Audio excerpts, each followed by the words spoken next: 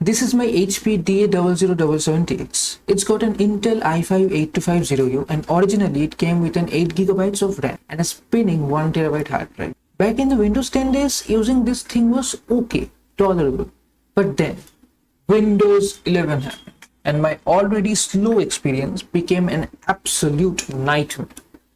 I tried to save it. I threw a 250GB crucial NVMe SSD into it and I doubled the RAM to 16GB. I ran all the optimization tools such as ONO Shutup 10 and the Chris Titus Windows utility, trying to strip out the bloat. But even after all that, Windows just felt heavy, sluggish, like it was constantly fighting my hardware instead of using it. Now, look. I am a certified YouTube cockroach. You will find me down every rabbit hole, and one of my biggest interests is tech. Because of that, I kept seeing videos saying, hey, Linux is actually solid now. It's ready for normal people. Now, before this, I thought Linux was only for coding wizards and server rooms, but the video convinced me. Did I research it properly? Did I read the documentation? Of course not. I went full do or die. I flashed a USB drive with Linux Mint because that's what everyone recommends for Windows refugees and nuked my drive.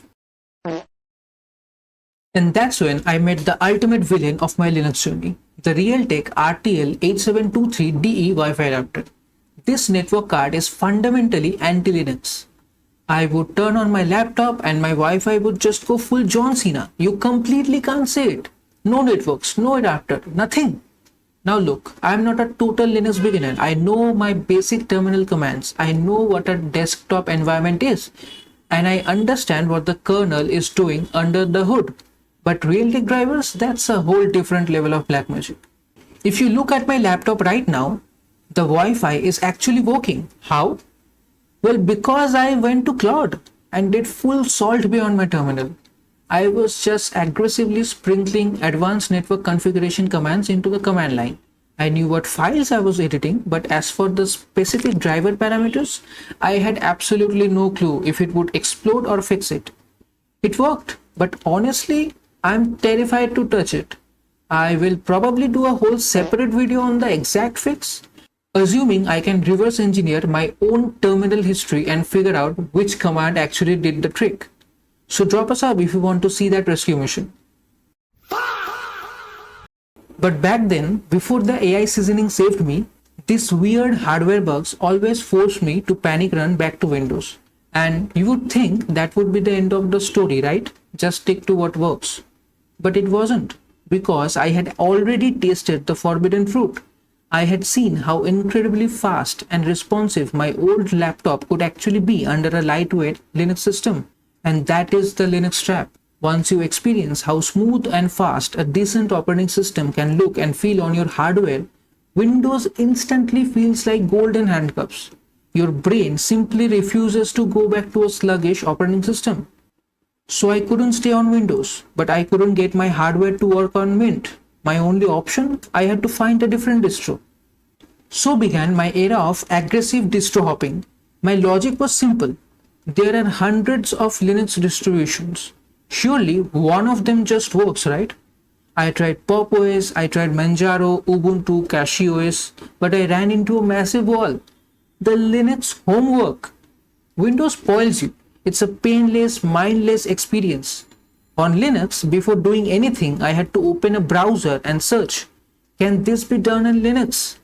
If yes, how to do it on my distro?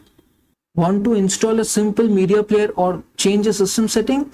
Cool. Time to read a 4-year-old Reddit thread arguing about package managers.